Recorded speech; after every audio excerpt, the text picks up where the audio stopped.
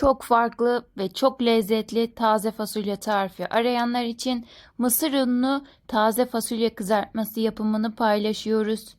Aysel Sultanım hazırlıyor. Burada 1 kilo fasulyemiz var. Bunun bir miktarını kullanacağız. Bunu da söylemiş olayım çünkü herkes emek ve malzeme harcadığı için her detayını paylaşıyoruz. Fasulyeyi gümüş gibi yıkadık. Süzüldükten sonra tenceremize koyduk. Üzerine de 1 litre kadar suyu döktük. Geçik de olabilir.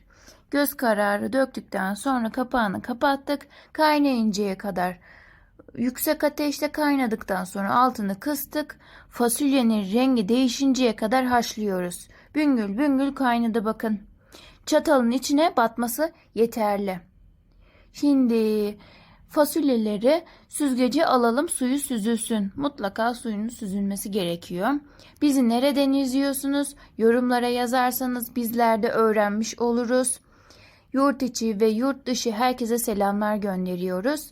Süzüldükten sonra fasulyeleri tek tek çift taraflı olacak şekilde mısır ununa batırıp yağda kızartacağız inşallah. Soframız bereketli olsun. Gerçekten çok lezzetli oluyor, soranlar için söyleyeyim. Annem 2-3 saat uğraşıyor, pişiriyor. Ben 2-3 dakikada hapur hapur yiyiveriyorum. Hani taze fasulye yemeğini mi seviyorsun, bunu mu seviyorsun diye sorsalar ben bunu tercih ederim çünkü çok lezzetli oluyor. İki tarafını da mısır ununa buladıktan sonra balık tavamıza çiziyoruz şöyle her tarafını. Bu şekilde sanat eserine dönüşecek. Çift taraflı olduğu için çevirmesi daha basit. O yüzden balık tavası tercih ettik. Normal tavada olabilir ama mutlaka yağlayın. Çünkü ters çevireceğimiz için altının yapışmaması gerekiyor. Yapışmaz. Balık tavasında pişireceğiz çok güzel bir şekilde. Şimdi saat gibi çizdik. Ocağımızı aldık. Yüksek ateşte anacığım pişiriveriyor. Aman ya Rabbim, videoyu beğenin, illaniz para görüvesin inşallah.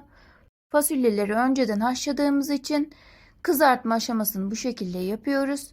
Aysel Sultanım çeviriveriyor. O tarafı da pişecek. Çift taraflı kızartıyoruz. Gerçekten leziz bir akşam yemeği oluyor. Ben buna bayılıyorum. Sizlere de tavsiye ederim. Eğer videomuzu buraya kadar izlediyseniz kanalımıza abone olmayı unutmayın gari. Takipte kalın emi. Aysel Sultanım biraz daha iyi çok şükür. Dualarınızı bekliyoruz. Gerçekten sağlık çok önemli arkadaşlar.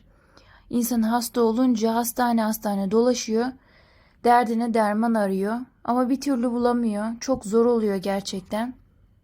İnşallah Aysel Sultanım çok daha iyi olacak. Bizleri izlediğiniz için çok teşekkür ederiz. Bize afiyet, sizlere fikir olsun inşallah. Taze fasulye kızartması harika oldu. Yapıp denerseniz mutlaka yorumlara nasıl olduğunu yazarsanız bizler de öğrenmiş oluruz, seviniriz. Siz nasıl pişiriyorsunuz? Yöntemlerinizi de yazın lütfen. Bir sonraki tarifimizde görüşmek üzere. Allah'a emanet olun.